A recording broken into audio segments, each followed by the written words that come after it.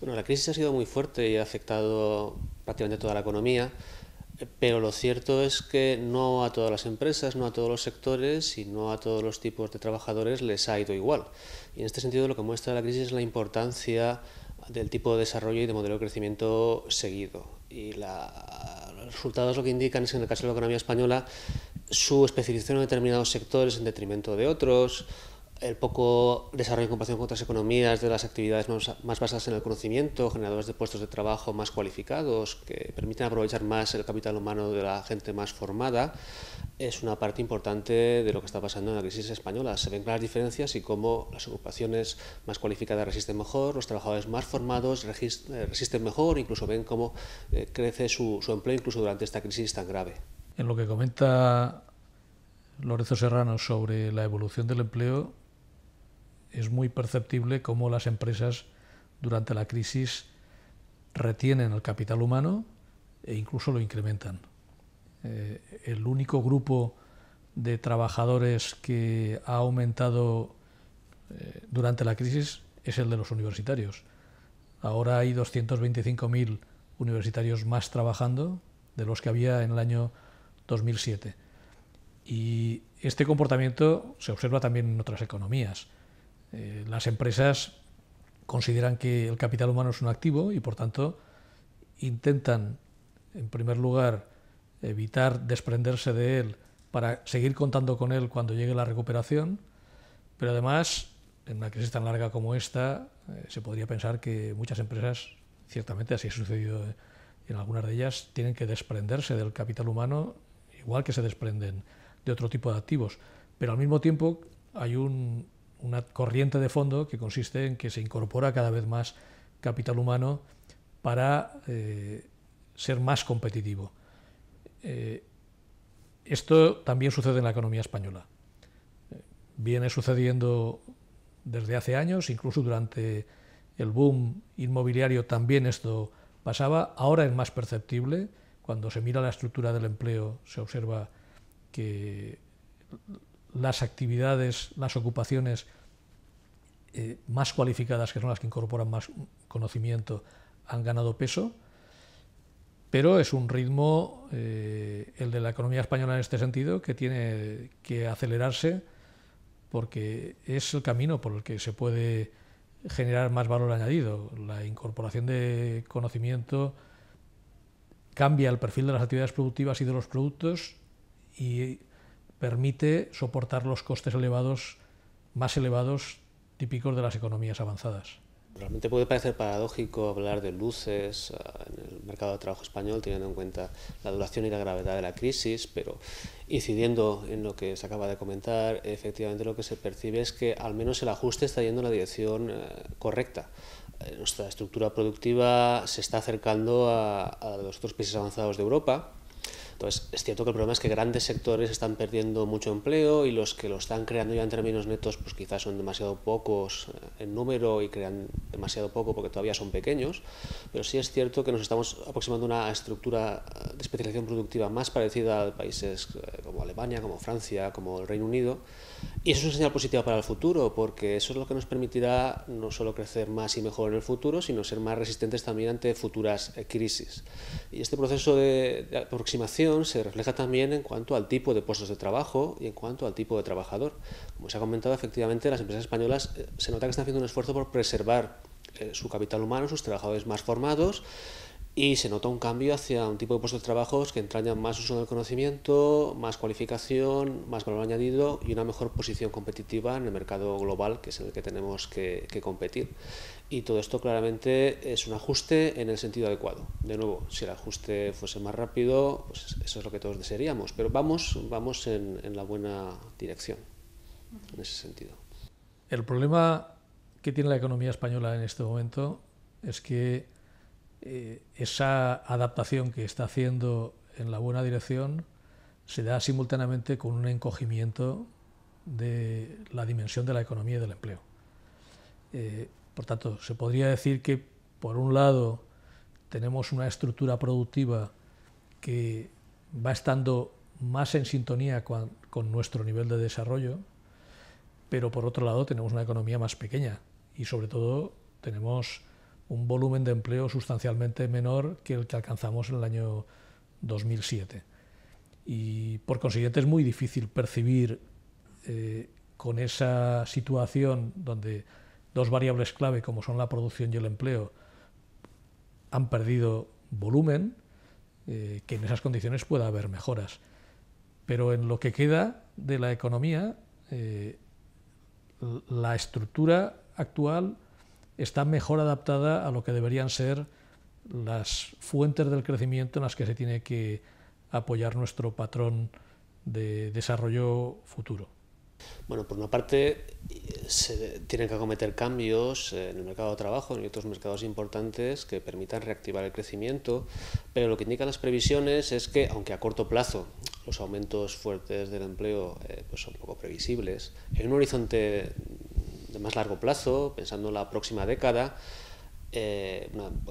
lo que se percibe claramente por todos los datos de previsión que hay es que ese empleo se va a crear, pero se va a crear sobre todo para cierto tipo de trabajador en determinados tipos de ocupaciones ligados a la economía del conocimiento. Entonces ahí es donde tenemos que hacer el esfuerzo, porque ese es el tipo de empleo que va a ser sostenible, que va a permitir un tipo de desarrollo que es el que queremos para nuestro país, que ya es un país relativamente avanzado. Y en ese sentido lo que todo indica es que más de la mitad de los nuevos empleos que se van a crear durante la próxima década van a estar asociados a ocupaciones cualificadas y a trabajadores con formación superior. Y en este sentido hay que seguir haciendo esfuerzos en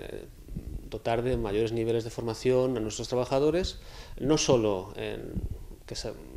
a partir del sistema educativo en las aulas, en las universidades, en los institutos, sino también, luego esto es muy importante y lo será cada vez más en el futuro, posteriormente, con un proceso de formación continuada, una vez ya están en el mercado laboral y ya están insertados en sus empresas, y hay que dar incentivos para que tanto trabajadores como empresas continúen en ese esfuerzo de formación continua, que es el que permitirá un avance sostenido y sólido del empleo y de la economía española. Hay dos aspectos que son muy preocupantes. Uno es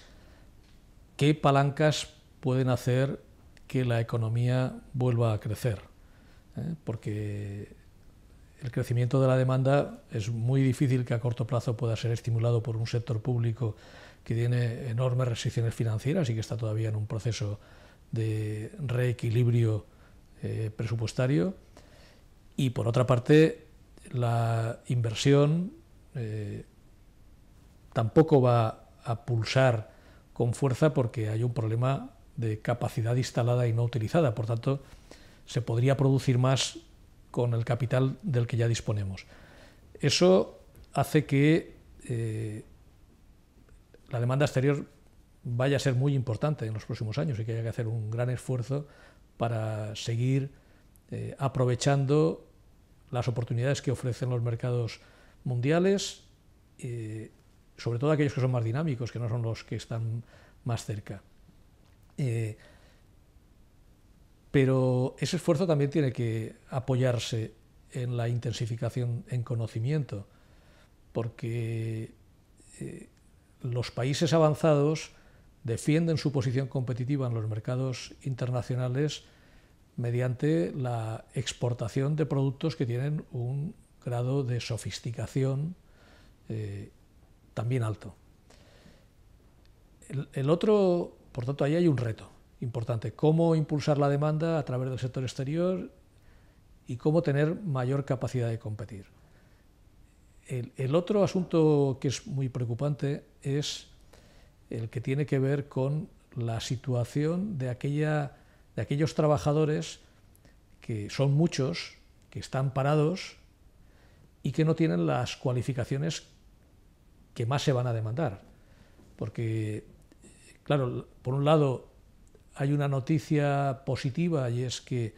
la demanda de capital humano se va a intensificar,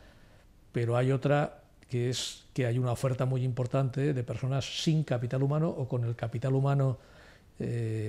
inadecuado para tener oportunidades de empleo. Y en ese sentido,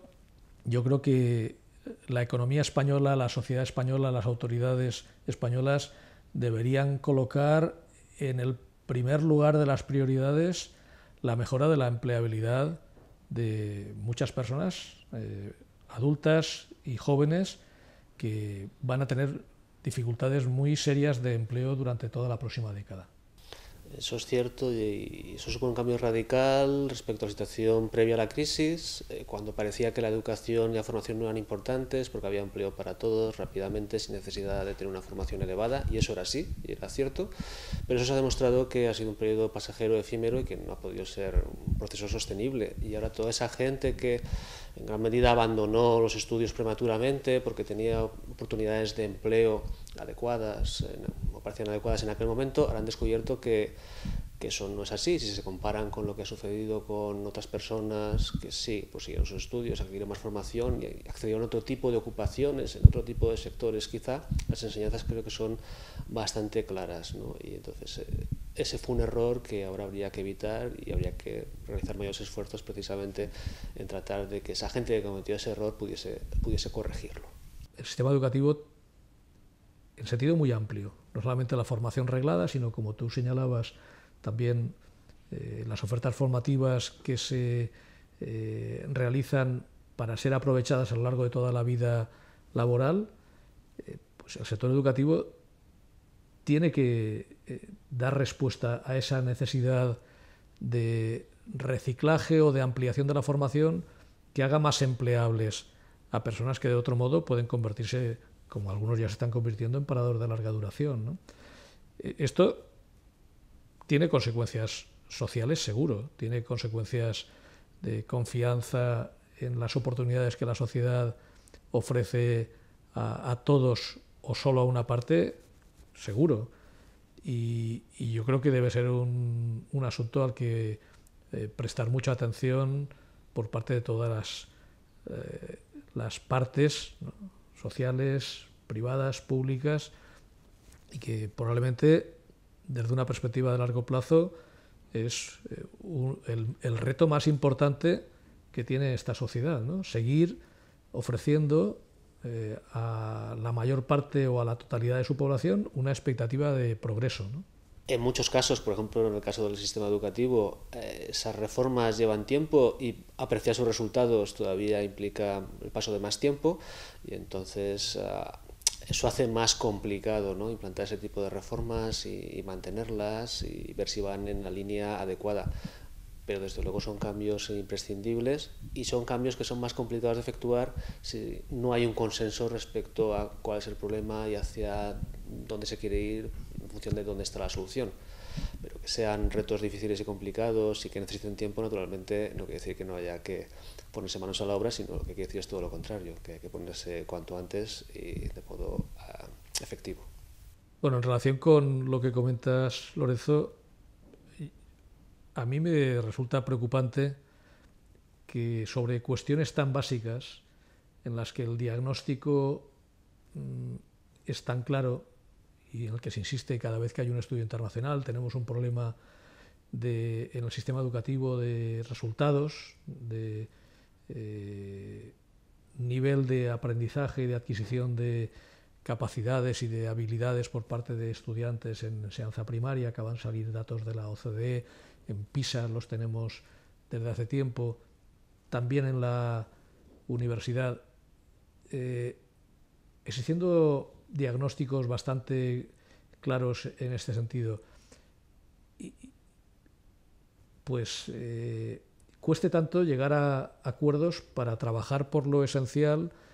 y en lugar de estar atascados durante tanto tiempo en la definición de políticas que sean compartidas, ¿no? A mí me parece que hay que seguir insistiendo en que sobre estas cuestiones es necesario crear un clima social, y diría más, ¿no?, y que de ese clima social se derive una exigencia a quienes tienen que tomar las decisiones, que son los gobiernos, para que de una vez por todas sobre las cuestiones básicas haya acuerdos, y en base a ello se proceda a las reformas que sean necesarias y que todas esas piezas de las instituciones que tienen que después cooperar para que los resultados sean mejores verdaderamente remen en la misma dirección. Yo creo que nos estamos jugando el futuro de una parte importante del país y del país mismo, porque necesitamos reforzar los resultados que hemos conseguido, que no son pocos, mejorando en algunos aspectos que van a ser cada vez más importantes. Cuando se valora la situación actual, claro, los problemas sobrevenidos durante la crisis son tan intensos que da la impresión de que hemos retrocedido al principio de los tiempos. No es así. Por ejemplo, a pesar de la enorme destrucción de empleo que ha tenido lugar durante estos 5 últimos años, seguimos teniendo un nivel de empleo mucho más elevado del que teníamos en el año 1995, cuando empezó la última fase expansiva, ¿no? Por no hablar de algo que hemos comentado anteriormente, y es que el número de universitarios no ha dejado de crecer ni siquiera durante la crisis, que el porcentaje de puestos de ocupaciones más cualificadas, las que son ocupadas fundamentalmente por técnicos, especialistas, directivos, cada vez es mayor y ya es 1 de cada 3, ¿no? Claro, lo que sucede es que siempre podemos mirar la botella como medio llena o medio vacía, ¿no? Y si nos comparamos con los que van por delante, pues seguimos teniendo camino que recorrer. Pero en líneas generales, este país, si se mira desde una perspectiva de largo plazo, ha avanzado mucho en las últimas décadas. Y hay que saber que, aunque costará y va a exigir muchos sacrificios, si se producen los ajustes necesarios, volverá a avanzar también. Esperemos que sea más pronto que tarde. Lo que nosotros destacamos en el informe es que algunos de los cambios que son necesarios para que esa recuperación del crecimiento se produzca sobre bases firmes, por ejemplo en el terreno que estamos comentando, se están dando. Y, por tanto, esa es una noticia positiva, ¿no? Aunque sean cambios que estén más bien en el subsuelo y, por tanto, no sean fáciles de apreciar todavía en la superficie, ¿no? Pero se están produciendo y deberían ayudar a que en el futuro el crecimiento sea más sano y más vigoroso. Efectivamente, ese mismo esfuerzo que comentábamos antes por parte de las empresas de preservar su capital humano es lo que les va a permitir en mayor medida tener una posición competitiva y poder crecer más rápidamente cuando se supere esta crisis tan grave, algo que no podrían hacer en la misma medida si no hubieran hecho ese esfuerzo de preservar precisamente ese tipo de recursos más valiosos y más fundamentales para su productividad y su competitividad. Y eso es una imagen más de los cambios y los esfuerzos que se están haciendo en ámbitos que luego permitirán una mejor evolución futura, que esperemos que se inicie lo más pronto posible, claro.